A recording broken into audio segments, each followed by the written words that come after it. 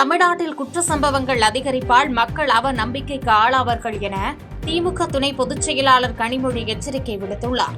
சென்னை அண்ணா அறிவாலயத்தில் செய்தியாளர்களை சந்தித்த அவர், தமிழ்நாட்டில் நாள்தோறும் பெண்கள், குழந்தைகள் மற்றும் இளைஞர்களுக்கு எதிராக நடக்கும் குற்ற சம்பவங்கள் பெரும் கவலைக்குரியதாக மாறியுள்ளது என தெரிவித்தார். சட்டம் ஒழுங்கு இருக்கிறதா என்ற கேள்விக்குறி எழுந்துள்ளதாக கூறிய அவர், புதிதாக பதவியேற்றுள்ள அரசுக்கு போதிய அவகாசம் கொடுக்கப்பட்டுவிட்டது. இதற்கு பிறகும் சூழ்நிலையை சரி செய்யவில்லை என்றால் இந்த அரசு மக்களின் அவநம்பிக்கைக்கு ஆளாக நேரிடும் என கடுமையாக விமர்சனங்களை முன்வைத்தார். இது ரொம்ப கவலைக்குரிய ஒன்றாக மாறி இருக்கிறது. தினம் ஒவ்வொரு நாளும் ஒன்று இல்லை, ஒன்றுக்கும் மேற்பட்ட இப்படிப்பட்ட குழந்தைகளுக்கு எதிரான, பெண்களுக்கு எதிரான குற்றங்கள் தொடர்ந்து நடைபெற்று கொண்டிருக்கிறது. அது மட்டும் இல்லாமல் குழந்தைகள், இளைஞர்கள் என்று சிறுவர்கள் கூட தாக்கப்படக்கூடிய ஒரு சூழல் நாம் சந்தித்து கொண்டிருக்கிறோம்.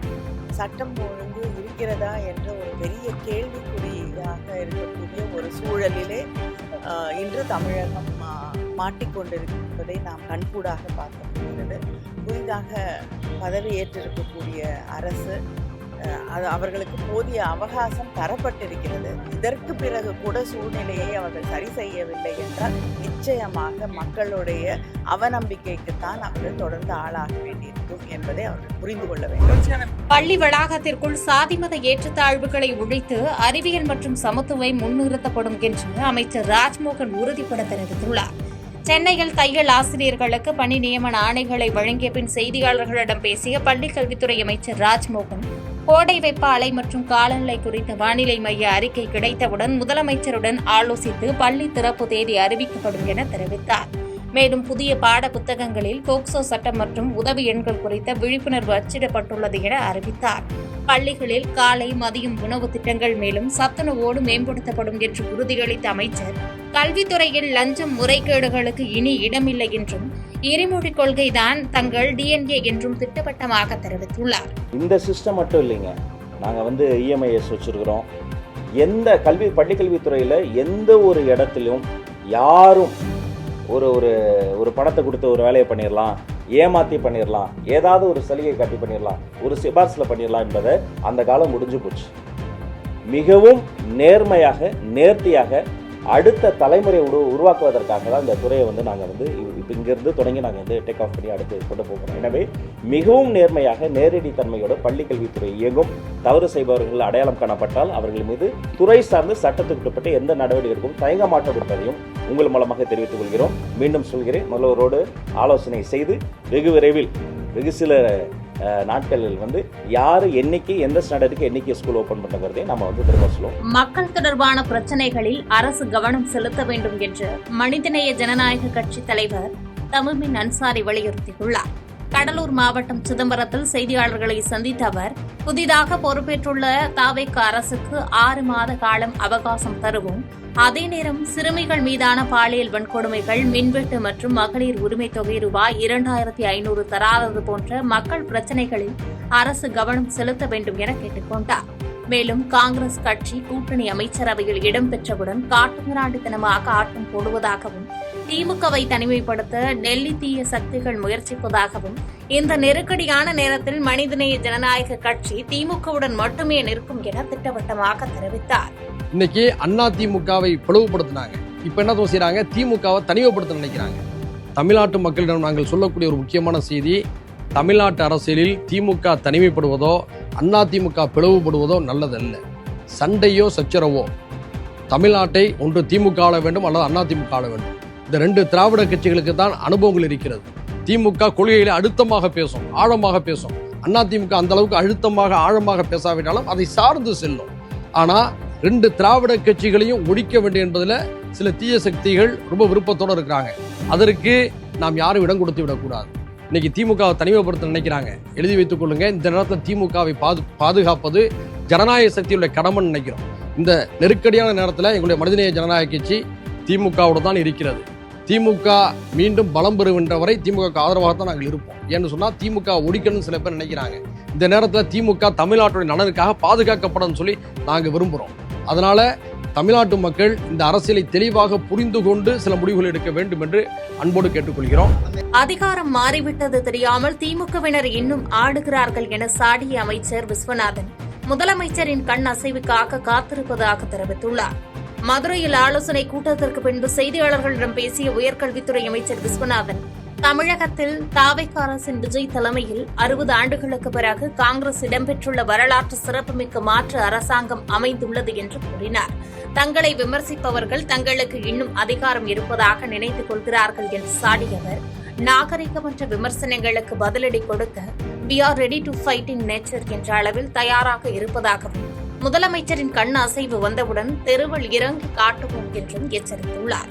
நான் தான் சொல்லிட்டு அமைச்சர் பெருமக்கள், எம்எல்ஏக்கள், அரசியல் கட்சி தலைவர்கள் இதுக்கு பதில் கொடுக்குறாங்க. எங்க கட்சியிலும் கொடுக்குறாங்க, டிவி கேவரும் கொடுக்குறாங்க. ஆனால் நாங்க கொடுக்கிற நேரம் வரும். எங்க முதலமைச்சருடைய கண்ணுக்கு அசைவுக்காக நாங்கெல்லாம் காத்துட்டு இருக்கோம். எங்க முதலமைச்சர் எங்களை கண்ணியமாக இருக்க சொல்லுகிறார். அதனால நாங்க கண்ணியம் காப்பாற்றப்படுகிறோம். அதனால எங்க முதலமைச்சர் கிட்ட இருந்து எங்க காங்கிரஸ் கட்சியிலிருந்து எங்க அமைச்சர்களுக்கு என்னைக்கு ஒரு தெளிவான பதில் வருதோ அன்னைக்கு நாங்களும் தெருவில் வருவோம். நாங்களும் இதை சந்திப்போம். டிஎஸ்பி விஷ்ணுபிரியா தற்கொலை வழக்கு நீதிமன்ற விசாரணையை நேரடி ஒளிபரப்பு செய்ய கோரி யுவராஜின் தாயார் ஆட்சியரிடம் மனு அளித்துள்ளார். கடந்த 2015ஆம் ஆண்டு தற்கொலை செய்து கொண்ட திருச்செங்கோடு டிஎஸ்பி விஷ்ணுபிரியாவின் மரணத்திற்கு அப்போதைய எஸ்பி செந்தில்குமார் உள்ளிட்ட 3 அதிகாரிகளின் சட்டவிரோத செயல்களே காரணம் என கோகுல்ராஜ் கொலை வழக்கு கைதி யுவராஜின் தாயார் ரத்தினம் குற்றம் சாட்டியுள்ளார். இது தொடர்பான வழக்கின் உண்மைகளை மக்கள் அறிய தினசரி அடிப்படையில் நீதிமன்ற விசாரணையை நேரடி ஒளிபரப்பு செய்ய வேண்டும் என்றும் விஷ்ணுபிரியாவின் சகோதரிக்கு அரசு வேலை வழங்க வேண்டும் என்றும் நாமக்கல் மாவட்ட ஆட்சியரிடம் மனு அளித்துள்ளார்.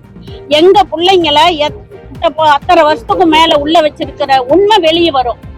எந்த குற்றமும் நிரூபணம் இல்லாம இங்க டிஎஸ்பி விஷ்ணுபிரியா வழக்கு நேரடியா மக்கள் பார்க்கும்படியா நேரடி விசாரணைக்கு கொண்டுட்டு வரணும்னு கலெக்டர் கிட்ட மனு கொடுத்திருக்கோம். அந்த பெட்டிஷன் விசாரணைக்கு எடுக்கலன்னா கிடப்புல போட்டு வச்சிருக்காங்க. அது விசாரணைக்கு எடுத்த வழக்கே அவங்க இன்னும் விசாரணைக்கு கொண்டுட்டு வராம இருக்கும்போது நாங்க என்ன டைம் கொடுக்க முடியும்? அவங்க பார்த்து எடுத்து விசாரிக்கிறது தானே. அதாவது தப்பு பண்ற அதிகாரிகளையும் நீதியரசர்கள் காப்பாத்திட்டு இருக்கிறாங்க, நாங்க நீதிக்கு எங்க போக முடியும்? அதனால இன்னைக்கு கலெக்டர் கிட்ட மனு கொடுக்க வந்த உடனடியா அந்த விசாரணை நீங்க வழக்கு எடுத்து விசாரிக்கணும், மக்கள் பார்க்கும்படியா விசாரிக்கணும் அப்படிங்கிறதுக்காக அவங்க உத்தரவு போடணும்னு நாங்க மனு கொடுத்து வந்திருக்கோம். சின்னமனூர் அருகே உயரழுத்த மின்சாரம் தாக்கி தற்காலிக ஊழியர் பரிதாபமாக உயிரிழந்த நிலையில் உறவினர்கள் சாலை மறியலால் போக்குவரத்து பாதிக்கப்பட்டது. தேனி மாவட்டம் சின்னமனூர் வேப்பம்பட்டி ஊராட்சியில் தனியார் சோலார் சிஸ்டம் பகுதிக்கு செல்லும் உயரழுத்த மின்கம்பியில் ஏற்பட்ட பழுது காரணமாக காமாட்சிபுரம் துணை மின் நிலைய தற்காலிக பணியாளர் ராமமூர்த்தி மின்சாரம் தாக்கி சம்பவ இடத்திலேயே உயிரிழந்தார். தனியார் சோலார் நிர்வாகத்தை கண்டித்து உயிரிழந்தவரின் உறவினர்கள் மற்றும் பொதுமக்கள் பிரதான சாலையில் மறியலில் ஈடுபட்டதால் கடும் போக்குவரத்து நெரிசல் ஏற்பட்டது.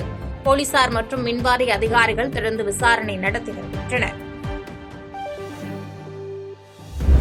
மேகதாது விவகாரத்தில் சட்ட நடவடிக்கைகளை விரைவுபடுத்த வேண்டும் என முதலமைச்சர் விஜய் அதிரடி உத்தரவு பிறப்பித்துள்ளார். காவிரியின் குறுக்கே மேகதாது அணை கட்ட தமிழகத்திற்கு தடை விதிக்க உரிமையில்லை என கர்நாடக துணை முதலமைச்சர் சிவக்குமார் பேசியதற்கு தமிழகத்தில் கடும் எதிர்ப்பு கிளம்பியுள்ளது. இந்நிலையில் சென்னை தலைமைச் செயலகத்தில் நீர்வளத்துறை அமைச்சர் மற்றும் அதிகாரிகளுடன் அவசர ஆலோசனை நடத்திய முதலமைச்சர் விஜய் தமிழ்நாட்டின் நதிநீர் உரிமைகளை நிலைநாட்டவும் காவிரியை காக்கவும் தேவையான சட்டப்பூர்வ முன்னெடுப்புகளை மிக விரைவாக மேற்கொள்ள அதிகாரிகளுக்கு உத்தரவிட்டுள்ளார். இந்த ஆலோசனைக் கூட்டத்தில் துறை சார்ந்த அதிகாரிகள் மற்றும் காவல்துறையைச் சேர்ந்த உயர் அதிகாரிகள் பங்கேற்றனர். சினிமா போன்று ஒரே நாளில் நாட்டை மாற்ற முடியாது என்று கருத்து தெரிவித்துள்ள நடிகர் வையாபுரி அதிமுக பிரச்சினைகளை அவர்களே பேசி தீர்த்துக் கொள்ள வேண்டும் என தெரிவித்தார். மதுரை மகா பெரியவா கோயிலில் நலத்திட்ட உதவிகள் வழங்கிய பின்பு செய்தியாளர்களை சந்தித்த நடிகர் வையாபுரி தமிழக முதலமைச்சராக பொறுப்பேற்றுள்ள தனது நண்பர் விஜய்க்கு வாழ்த்து என தெரிவித்தார். தாவேக ஆட்சியில் சாதி மத பேதமின்றி மக்கள் விஜய்க்காக வாக்களித்துள்ளதாகவும் அமைச்சரவையில் பிராமணர்களுக்கு பதவி வழங்கியதை விமர்சிப்பது தேவையற்றது என்றும் குறிப்பிட்டார். மேலும் அதிமுகவில் நிலவும் உட்கட்சி பூசல்களை அவர்களை தீர்க்க வேண்டும் என்றும் அரசியல் மாற்றம் என்பது சினிமா போன்ற ஒரே நாளில் நடந்துவிடாது, காலப்போக்கில் தான் சரியாகும் என தெரிவித்தார். எலெக்ஷன் முடிஞ்சு தமிழக முதலமைச்சராக மாண்புமிகு முதலமைச்சர் ஜோசப் விஜய் அவர்கள் பதவியேற்றிருக்காங்க. ஒரு 2 வாரமாக அவர் சொன்ன மாதிரியே நீங்கள் எதிர்பார்த்த மாதிரியே எல்லாம் சிறப்பாக நடந்துக்கிட்டு இருக்கு அப்படின்னு நான் நினைக்கிறேன். அது உங்களுக்கும் தெரியும். பிராமணத்துலேருந்து 2 மினிஸ்டர் கொடுத்துருக்காங்க, அதுக்காக நன்றி அப்படின்னு சொன்னார். அந்த 2 மினிஸ்டர் கொடுத்ததுனால தான் பார்த்தீங்கன்னா செல்லை ஓப்பன் பண்ண முடியல. ஆளுக்கால் ஒவ்வொருத்தங்க வீட்டில் உட்காந்து பதிவு போட்டுக்கிட்டே இருக்காங்க. இவங்களுக்கு எப்படி தரலாம், இவருக்கு எப்படி தரலாம், அவருக்கு எப்படி கொடுக்கலாம் அப்படின்னு சொல்லி மாற்றி போட்டுக்கிட்டே இருக்காங்க. அது என்ன காரணம் அப்படின்னு எனக்கு தெரியல. முதலமைச்சர் எப்படி எலெக்ஷனுக்கு முன்னாடி சொன்னாரோ, அதாவது எல்லா தொகுதியிலையும் இந்த விஜய் தான் நிற்கிறேன், மதுரை வடக்கு, மதுரை கிழக்கு, மதுரை தெற்கு, மதுரை மேற்கு எல்லாமே விஜய் தான் சொன்ன மாதிரி 234 தொகுதியிலையும் அவரை பார்த்து தான், அவர் முகத்துக்கு தான் ஓட்டு போட்டிருக்காங்க. ஜாதி மதத்துக்காக யாரும் ஓட்டு போடல. கோபி அருகே இறைச்சி கடையில் வியாபாரம் செய்த போது இடித்தாக்கி தம்பதி உயிரிழந்தது பெரும் சோகத்தை ஏற்படுத்தியுள்ளது. ஈரோடு மாவட்டம் கோபிச்செட்டிப்பாளையம் அருகே உள்ள சிறுவலூர் பகுதியில் இறைச்சி கடை நடத்தி வந்த சுரேஷ் மற்றும் அவரது மனைவி மஞ்சுளா ஆகிய இருவரும் நேற்று பெய்த பலத்த மழையின் போது இடித்தாக்கி உயிரிழந்துள்ளனர். இவர்களுக்கு 18 வயதில் ஒரு மகளும் 12ஆம் வகுப்பு படிக்கும் ஒரு மகனும் உள்ளதாக கூறப்படுகிறது. தம்பதி இடித்தாக்கி ஒரே நேரத்தில் உயிரிழந்த நிலையில் அவர்களின் பிள்ளைகளின் நிலை அப்பகுதி மக்களிடையே மிகுந்த சோகத்தை ஏற்படுத்தி வருகிறது.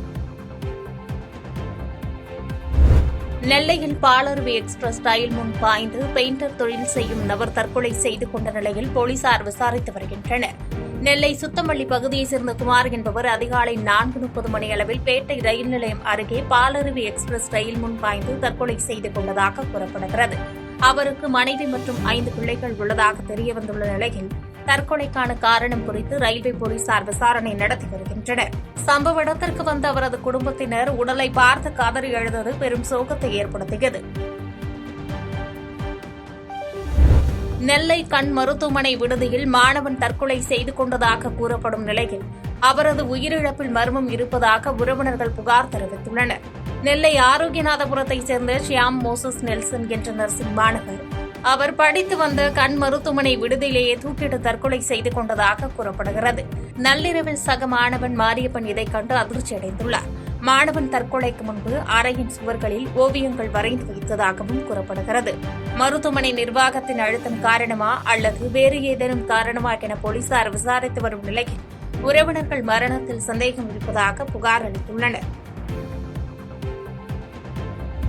தூத்துக்குடி மாவட்டம் வேடநத்தம் பள்ளி மாணவி பாலியல் படுகொலை செய்யப்பட்ட வழக்கில் குற்றவாளி தர்ம முனீஸ்வரனுக்கு தூக்கு தண்டனை விதித்து போக்சோ நீதிமன்றம் தீர்ப்பு வழங்கியுள்ளது.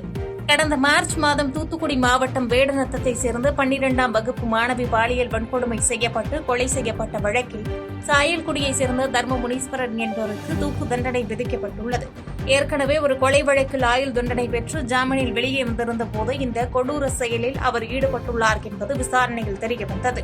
வழக்கை விசாரித்த தூத்துக்குடி போக்சோ நீதிமன்ற நீதிபதி பிரீதா இன்று இந்த அதிரடி தீர்ப்பை வழங்கினார். முன்னதாக குற்றவாளியை போலீசார் பலத்த பாதுகாப்புடன் நீதிமன்றத்திற்குள் அழைத்து சென்றபோது அவரது தாய் லிங்கம்மாள் என்பவர் செய்யாத குற்றத்திற்கு தன் மகன் மீது பொய் வழக்கு போட்டு விட்டீர்கள் என்றும் அங்கு எதற்கு போனாய் என அவரது மகனை பார்த்து கதறி அழுதது பரபரப்பை ஏற்படுத்தியது.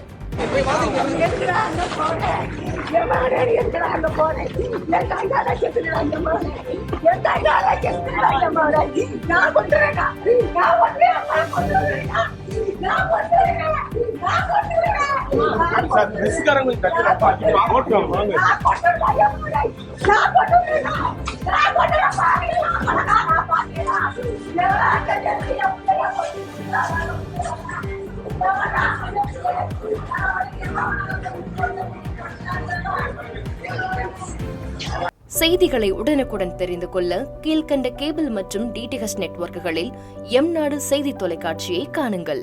பாதகம் செய்பவரை கண்டால் நாம் பயம் கொள்ளலாகாது பாப்பா. மோதி மிதித்துவிடு பாப்பா, அவர் முகத்தில் உமிழ்ந்துவிடு பாப்பா. அண்மை செய்திகளை உடனுக்குடன் தெரிந்து கொள்ள இணைந்திருங்கள் எம்நாடு தொலைக்காட்சியுடன்.